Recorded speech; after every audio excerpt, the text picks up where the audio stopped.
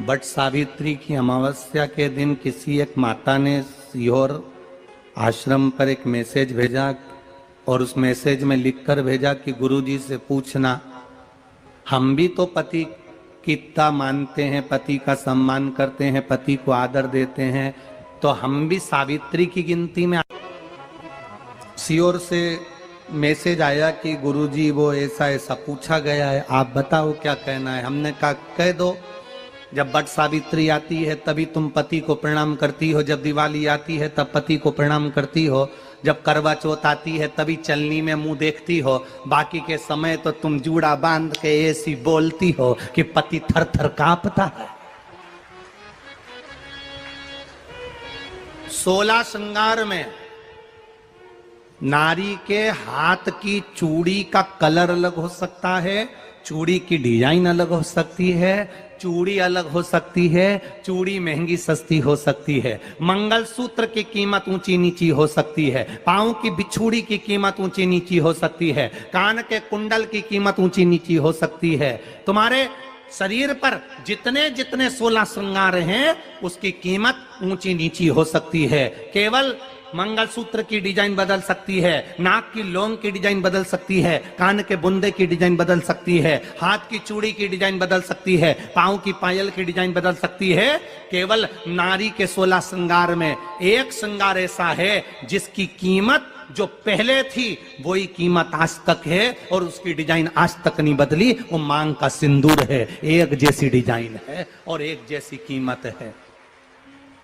सारे श्रृंगार की कीमत अलग, पर मांग में जो सिंदूर डाला जाता है वो एक कीमत का होता है, एक डिजाइन का होता है और एक जैसा होता है और वो सबसे भारी होता है। सावित्री यमराज से कह रही है मेरे पति को छोड़ दो। यमराज कह रहा है सावित्री तेरा पति मर चुका है, मांग के सिंदूर को पोंछ दे। सावित्री कहती है पूरा श्रृंगार उतार दूंगी पर मांग का सिंदूर नहीं पूछने दूंगी। तब यमराज ने कहा जब तक तू मेरे मांग का अपनी मांग का सिंदूर नहीं उतारती तब तक तू मेरे पास नहीं आ सकती। भगवान यमराज से सावित्री ने कह दिया मैं भी तुझे वचन देती हूं यमराज, मेरी मांग में जब तक सिंदूर है, जैसे सीता ने लाइन, लक्ष्मण जी ने लाइन खींच दी थी और सीता पार नहीं जा सकती थी, मैं भी तुझे वचन देती हूं जब तक नारी की मांग में सिंदूर है तब तक तू उसके पति को उसके सामने लेकर नहीं जा सकता। यह भी मैं तुझे कह देती हूं। यमराज भैंसे पर सवार होकर सत्यवान को लेकर जा रहा था, सावित्री से वचन पर वचन चल रहे थे। पेड़ के पेड़ के नीचे छोड़कर आए, क्या चाहिए तुझको, क्या चाहिए तुझको, क्या दूं मैं तुझको, कुछ मांग ले मुझसे। सावित्री कहती है क्या दोगे आप, मेरे पति के प्राण दे दो बस वापिस, और कुछ नहीं चाहिए। जब यमराज यमलोक में प्रवेश करने लगा, मांग के सिंदूर में से थोड़ा सा सिंदूर सावित्री ने केवल हाथ में लेकर अपनी बिंदी पर जो लगाया, सत्यवान को लेकर यमराज अंदर नहीं जा पाया। बाहर खड़े होकर कहता है मांग ले, मैं तुझे एक वचन नहीं, तू बोले तो मैं 2 वचन दे देता हूं, तू बोले तो मैं 3 वचन दे देता हूं, तू मांग क्या चाहिए। तब सावित्री ने कहा देना चाहते हो, हाँ। अब यमराज को लगा कि लालच में पड़ गई सावित्री, तब कहा पहला वचन दीजिए, मेरे अंधे सास ससुर के नेत्र वापिस आ जाएं। यमराज ने कहा तथास्तु। दूसरा वचन दीजिए, मेरे सास ससुर अपने पोता पोती का मुख देखें। यमराज ने कह दिया तथास्तु।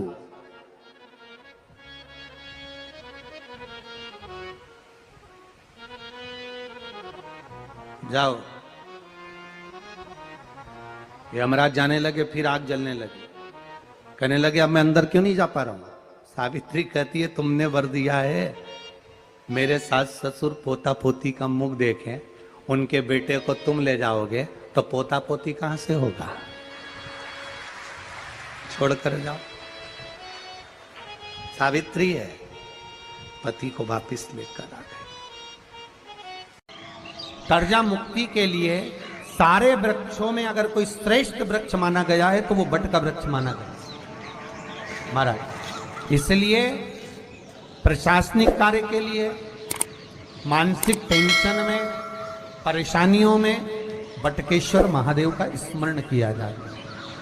और यदि निवेदन करूंगा, बहुत ज़्यादा यदि आपको कर्जा हो गया है, बहुत ज़्यादा कर्जा हो गया और वो कर्जा चूक ही नहीं रहा, तो थोड़े दिन बड़ के पेड़ के नीचे आप बटकेश्वर महादेव के लिए 1 लोटा पानी, उसमें थोड़ा सा पिसा हुआ चावल पीस के गला लेना चावल को और पीस लेना, पीस के उस पानी में मिला लेना और मिलाकर उसमें थोड़ी सी हल्दी पिसी हुई डालकर बटकेश्वर महादेव के नाम से बड़ के पेड़ के नीचे अपनी कामना कर कर जो कर्जा हुआ है उस कर्जे का भान देते हुए, स्मरण देते हुए छोड़ दीजिए।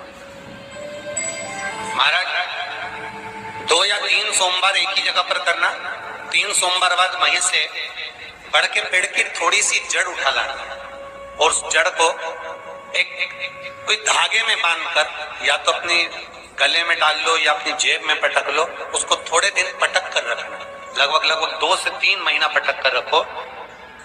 वो जड़ जैसे बड़ का पेड़ विस्तार होता है, पानी गिरे ना गिरे, जल वृष्टि हो ना हो, गर्मी पड़े ना पड़े, उसको कोई फर्क नहीं पड़ता। बड़ का वृक्ष आप रूप फैलता जाता, उसकी जड़ें अपने आप प्रबल होती है। उसी तरह ये बटकेश्वर महादेव कहीं से भी अगर जड़ आपके पास में रखी है